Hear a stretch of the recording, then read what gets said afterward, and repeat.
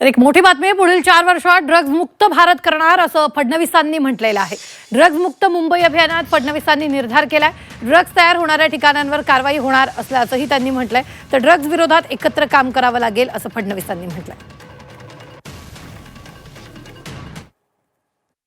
त्या तरुणाईला व्यसनाधीन केलं, त्या तरुणाईची दिशा भटकवून टाकली, तर मग उद्याचा भारत हा खोकला होईल, तो पोकळ होईल आणि उद्याचा भारत हा कधीच महाशक्ती होऊ शकणार नाही।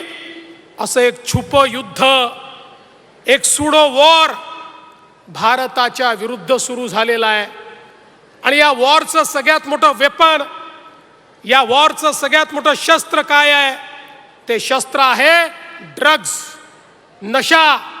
हे ड्रग्ज हे सगळ्यात मोठं शस्त्र, जे हळूहळू पेनिट्रेट करत आमच्या युवा शक्तीमध्ये त्यांना व्यसनाधीन करत, त्यांना ड्रगच्या अधीन करून या भारताला पूर्णपणे पोकळ करायचं आणि भविष्यामध्ये नेस्तनाबूत करायचं, अशा पद्धतीचं षडयंत्र सुरू आहे।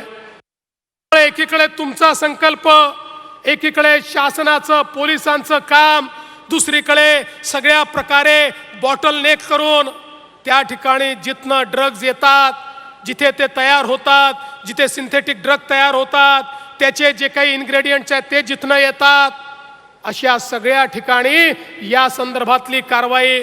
कॉलेजेसच्या आजूबाजूला, शाळांच्या आजूबाजूला जे लोक अशा पद्धतीनं विक्रीचा प्रयत्न करतात, त्यांना जेरबंद करणं आणि त्यांचे लिंकेजेस शोधून काढून त्यांचे जे आका आहेत त्या आकांना त्या ठिकाणी त्या छेदणं, अशा पद्धतीनं सगळ्यांनी मिळून जर आपण काम केलं तर माझा विश्वास आहे पुढच्या काही 2, 3, 4 वर्षामध्ये आम्ही ड्रग फ्री मुंबई तयार करू आणि ड्रग फ्री भारत देखील तयार करू।